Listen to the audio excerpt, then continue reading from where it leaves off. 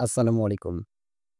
ছোট বাবু যারা বাড়িতে আছে, বিশেষ করে ৬ মাস পর থেকে ৪-৫ বছর বয়স পর্যন্ত, এই বাচ্চাগুলোর প্রায়শই একটা কমন প্রবলেম আমরা পাই। সেটা হচ্ছে বাচ্চা পায়খানা করার পরে পায়খানার রাস্তা দিয়ে ১-২ ফোঁটা ব্লাড বা রক্ত আসে।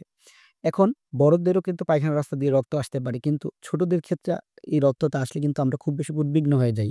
কারণ আমাদের একটা সোশ্যাল ট্যাবু কাজ করে যে পায়খানার রাস্তা দিয়ে রক্ত আসা মানেই পাইলস। বিষয়টি কিন্তু আসলে তা না। চলুন জেনে নিই কেন এমনটি হয়? যে সকল বাচ্চাদের কনস্টিপেশন বা কোষ্ঠকাঠিন্য থাকে, তারা হার্ড স্টুল বা শক্ত পায়খানাটা পায়খানার রাস্তা দিয়ে পাস করতে গেলে পায়খানার রাস্তা বা অ্যানাল ক্যানালে এটা একটা ক্র্যাক তৈরি করে ব্লেড দিয়ে যেভাবে কাটে এরকম একটা দাগের মতো। তখন কিন্তু সেখান থেকে ফোঁটায় ব্লিডিং আসে বা রক্ত হইতে পারে। এই রক্তটা আসার কারণেই আমরা ভয় পেয়ে যাই। এটাকে আমরা মেডিকেল সায়েন্স এ বলি অ্যানাল ফিসার। চিকিৎসা কি? ১ম অবস্থায় যদি এমন হয় আমাদের কাছে নিয়ে আসলে আমরা এক ধরনের রেকটাল অয়েন্টমেন্ট দিই, যেটা পায়খানার রাস্তায় লাগাইলে ওই জায়গার ক্ষতটা দ্রুত শুকিয়ে যায়।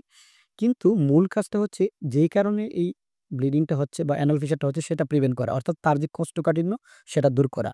সেজন্য আমরা মাকে বলব বাচ্চাকে আঁশযুক্ত খাবার দেওয়া বা ফাইবার সমৃদ্ধ খাবার দেওয়া, বেশি করে একটু পানি খাওয়ানো, বারবার মায়ের বুকের দুধ দেওয়া এবং কোনো কারণে যদি হার্ড স্টুল থাকে সেক্ষেত্রে গ্লিসারিন সাপোজিটরি দিয়ে বাচ্চার পায়খানাটা করানো।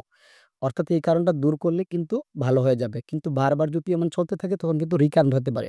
সুতরাং আমরা এই বিষয়টা সচেতন থাকবো। ধন্যবাদ।